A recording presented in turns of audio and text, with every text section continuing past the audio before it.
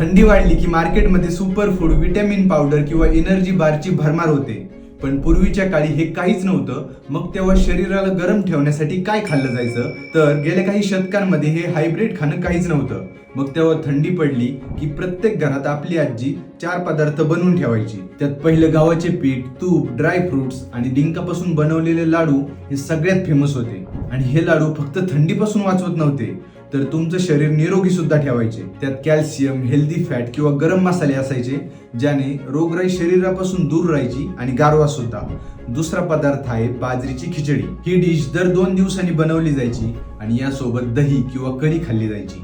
जास्त करून महाराष्ट्रातील शेतकरी हा पदार्थ खायचे, ज्याने त्यांना थंडीत आयर्न, फायबर असे तत्व मिळायचे. तिसरा पदार्थ आहे नाचणीचे लाडू. हे लाडू सगळ्यात हेल्दी मानले जातात.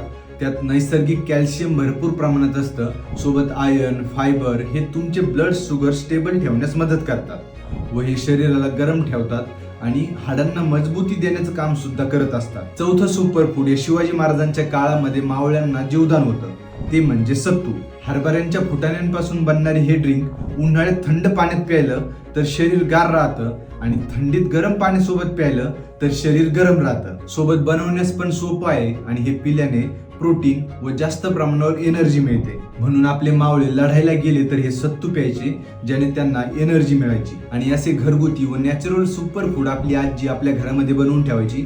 पण आजकालच्या मॉडर्न जगामध्ये त्याची जागा या हायब्रिड सुपर फूडनी घेतली, जे खाऊन आपल्याला तेवढ्या पुरतं बरं वाटतं, पण त्याने अनेक दीर्घकालीन आजार आपण आपल्या जवळ बोलवत असतो. आणि हे खरं आहे की नाही हे मला कॉमेंट्स मध्ये सांगा. आणि तुमच्या भागामध्ये थंडीपासून वाचण्यासाठी कोणकोणते पदार्थ खाल्ले जातात हे सुद्धा मला कॉमेंट्स मध्ये सांगा. माहिती आवडली असेल तर लाईक, शेअर, सबस्क्राईब करा. मला इंस्टाग्रामवर फॉलो सुद्धा नक्की करा. चला भेटूयात पुढील व्हिडिओमध्ये. धन्यवाद.